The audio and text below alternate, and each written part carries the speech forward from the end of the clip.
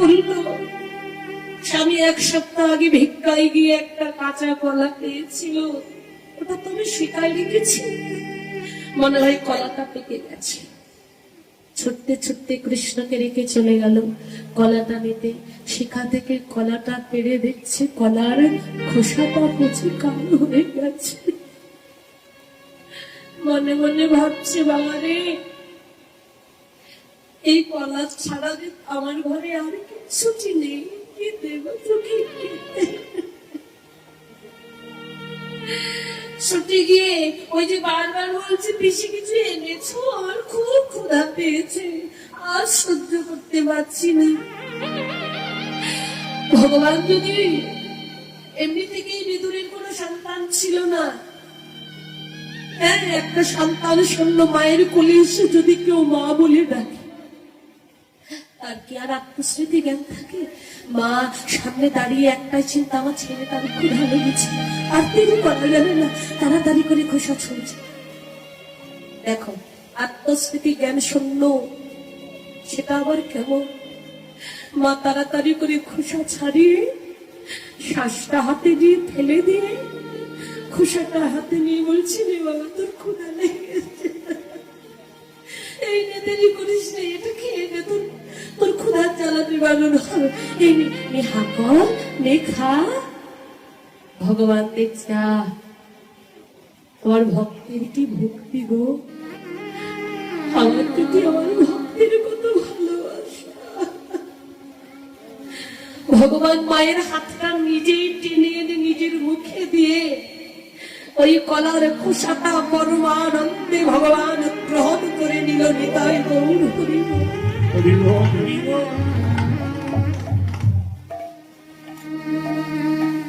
এই হলো আত্মস্থিতি জ্ঞান শূন্য ভাব। শুধু তাই নয় বাবা, একজন ভক্ত ছুটে গিয়ে বিদুরকে বলছে, বিদুর, স্নান করছিস? জানিস তোর ঘরে কে এসেছে? কে এসেছে গো? বলে, তোর ঘরে কৃষ্ণ এসেছে রে। কে? কৃষ্ণ? ধুতিটা খুলে জলে নিংড়াচ্ছে, ধুয়ে নিংড়াচ্ছে। যেই শুনেছেন কৃষ্ণ এসেছে বাবা, তার ধুতি পরার সময় না। ধুতিটা পরার কথার মনে ওই হাতের ধুতি হাতে নিয়ে ছুটছে, আমার কৃষ্ণ এসেছে, ওরে আমার কৃষ্ণ এসেছে, আমার ঘরে আমার কৃষ্ণ এসেছে। ছুটে এসে দাঁড়িয়ে দেখছে পরাশরী কলার খোসা দিচ্ছে কৃষ্ণের মুখে। বিদুর রাগ হয়ে গেল, বলছে, পরাশরী, এত সৌভাগ্যের পরে, এত সাধনার পরে কৃষ্ণ আমার ঘরে এসেছে, আর তুমি তাকে ভালো কিছু না দিয়ে কলার খোসা খাওয়াচ্ছ, তুমি কি পাগল হয়ে গেলে? স্বামীর দিকে চেয়ে দেখছে কি, বলছে, স্বামী, বহু সাধনার পরে কৃষ্ণ পেয়েছি তো, তাই আমি পাগলই হয়ে গেছি। কিন্তু স্বামী, আমি পাগল হয়েছি ঠিকই, কিন্তু তুমিও তো পাগল হতে বাকি নেই। একবার নিজের দিকে চেয়ে দেখেছো কখনো কি? একবার নিজের দিকে চেয়ে দেখেছো? কৃষ্ণ আসার কথা শুনি তুমি তোমার নিজের বসন্ত পড়ার কথা,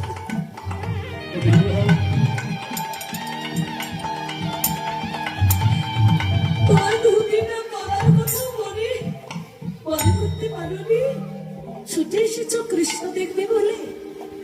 নিজের দিকে তাকিয়ে দেখে বিদুর নিজের ধুতিটা পড়ার কথাও মনে নাই। এটাই হলো ভক্তি বাবা, এটা দিয়ে ভগবানকে আপন করা যায়, আর কিছু লাগে না। টাকা পয়সা, গাড়ি বাড়ি, বিষয় সম্পদ কিচ্ছু লাগে না, শুধু একটু ভক্তি, হৃদয় পূর্ণ প্রেম ভক্তি দিয়ে যদি কেউ ডাকার মতো ডাকতে পারে গো। আমি কোনোদিনও তোমার হওয়ার যোগ্যতা রাখি না, যদি কৃপা করে তুমি আমায় তোমার শরণের কৃতদাস করো। তাহলে হয়তো তোমার আমি হতে পারি। এই দেহ তোমার সেবাই লাগাতে পারি আর না পারি গৌর, আমি আজ বলে দিলাম, আর সময় পাই কি না পাই, তুমি আমার হওয়ার না হও প্রাণ গৌর হে। আমি বলে দিলাম, তুমি জেনে রেখো, আমি আজ হইতে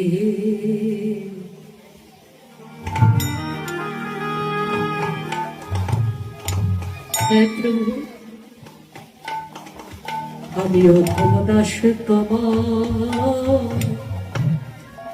তোমার হলাম।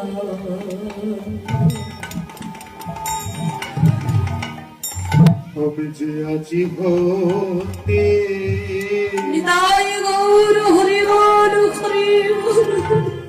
ও গৌর তোমার হলাম।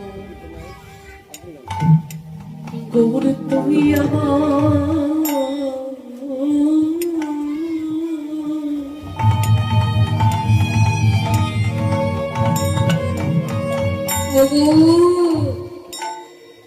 তুমি আমার হওয়ানা।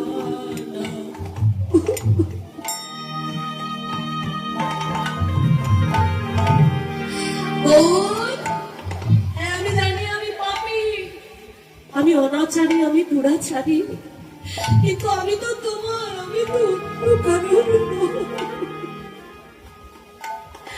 ভেবে দেখো, আমি তোমার জগতের কেউ, আমি তোমার জগৎ ছাড়া নই। তাই আমি পাপী হলেও অনাচারী হলেও আমি যে তোমার, তুমি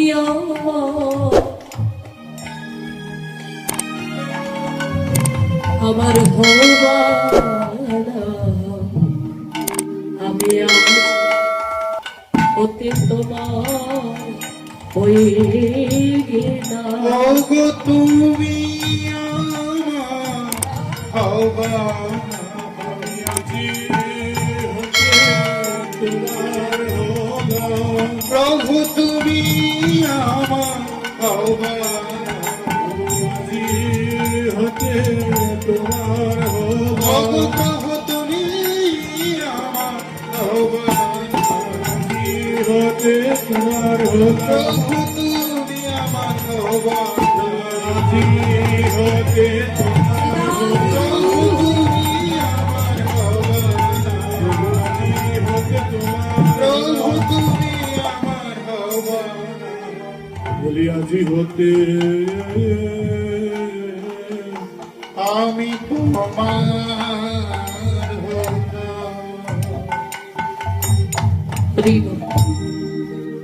ভক্তের যদি ভাবনাটা, দৃঢ় বিশ্বাসটা ভগবানের প্রতি হয় যে প্রভু আমি জানি আমি দাস হতে পারিনি, আমি পাপী অনাচারী,